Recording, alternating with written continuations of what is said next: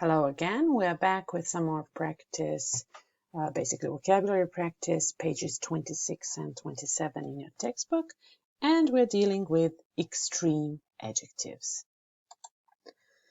Okay, to start with, we're going to revise a little bit what we know about adjectives. Adjectives are words that describe things, their quality. For example, nice, tall, beautiful, intelligent, stormy, dangerous. They are positioned in front of nouns or refer to them. So we have two examples here. The first one, a tall girl was standing next to me. Tall is an adjective positioned in front of the noun. Okay? And the second one, the road was steep and dangerous. Steep and dangerous are two adjectives which refer to the noun road. Some adjectives are gradable, some are not. That implies you can have different degrees of the quality of an adjective. For example, you're familiar with the typical comparison of adjectives. Big, bigger, the biggest, okay? Or interesting, more interesting, the most interesting. Or you can basically grade adjectives by putting adverbs in front of them. A little cold, very cold, rather cold, extremely cold, which is the same as freezing in meaning, of course. So when we're talking about adjectives, we can also divide them into two groups, base adjectives and extreme adjectives. Base adjectives describe basic quality and can be graded. Nice, good, big, tired, ugly. We grade them either with comparison of adjectives, cold, colder, the coldest, or by adding adverbs in front of them, very cold, a little cold. With extreme adjectives, which describe extreme qualities, typical comparison of adjectives cannot be done. They can't be graded, okay? Extreme adjectives are unbelievable, enormous, tiny, gorgeous. When we finish exercise 2A, possibly the difference between base and extreme ones will be clearer to you. Okay, we've been given words which are considered to be extreme adjectives, and our task is to put them in the second column to match the base ones. Okay, so the extreme adjectives are ancient, astounded, boiling, exhausted, filthy, freezing, furious, gorgeous, hideous, hilarious, spotless, and starving. Okay, and the base adjectives given are attractive, ugly, dirty, clean, hot, cold, surprised, funny, angry, tired, old, and hungry. Okay, at this point of the video, my advice for you would be to do this exercise in your books, stop the video, of course, and then get back to check your answers. Okay, I'm going to help you with this one. Okay, these are the correct answers, and probably you can now feel how extreme adjectives are degreed, I mean stronger. They have the stronger meaning when compared to the base ones.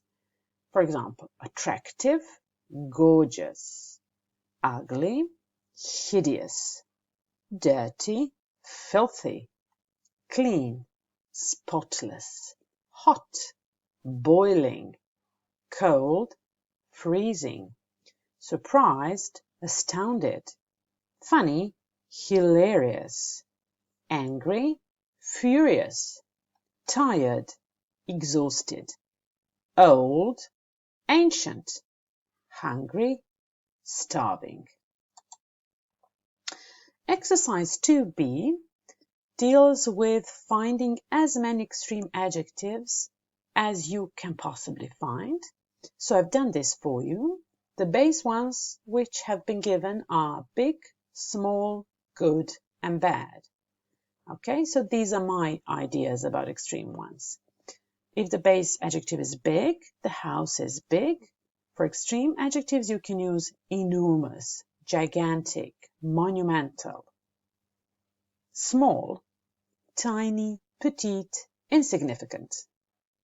Good, excellent, phenomenal, fantastic. Bad, horrible, terrible, awful, catastrophic. I've added some more for you, okay, but you don't have these in your books. For example, if the base adjective is interesting, the extreme one is fascinating, okay? It's not the same if you say the story is interesting and if you say fascinating, the story is fascinating. Then we have crowded, packed is extreme one. Scary, terrifying. Clever, brilliant. He's a clever guy and he's a brilliant guy. It's not the same, you would agree. Okay, the next question is how to grade base and extreme adjectives by adding adverbs in front of them.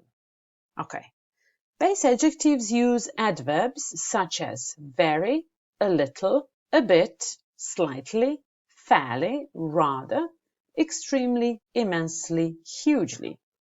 I suppose you understand all of these. If you are not familiar with the meaning, I advise you to check the meaning in your dictionary or go online. And here are the examples. This house is a bit cold. This house is rather cold. This house is extremely cold. We're a little tired.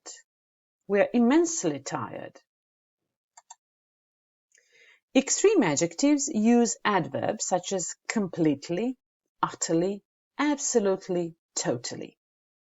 For example, I'm absolutely starving. Okay? So you wouldn't say I'm absolutely hungry because hungry is a base adjective. She is utterly exhausted. Okay? You wouldn't say she's utterly tired. You can say she's very tired, but you say utterly exhausted. The film was totally horrifying. Okay? You wouldn't say the film was totally scary. You can say the film was rather scary. This is a catch. Pretty and really can be used with both base and extreme adjectives. The room is pretty dirty. The room is pretty filthy. Pretty means rather or very.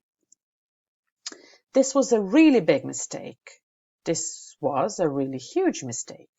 Okay, either way is correct. There are also some absolute adjectives such as dead, fatal, first, last, final, full, ideal, married, perfect, and so on, which don't take any adverbs in front of them. We don't say very dead or completely dead. If you're dead, you're dead, okay? Or ideal, completely, totally, utterly, very. You need no adverbs in front of these adjectives.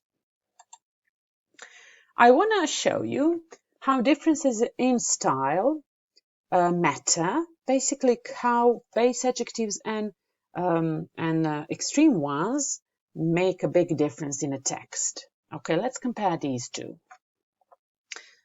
These sentences refer to a football match. Okay, Germany were a bit slow. They weren't very good, really. A bit slow. This is a base one. They weren't very good, really. Very good. As compared to, it was a huge win for Mexico, an absolutely massive win. Absolutely massive. So you see how this extreme one is strong.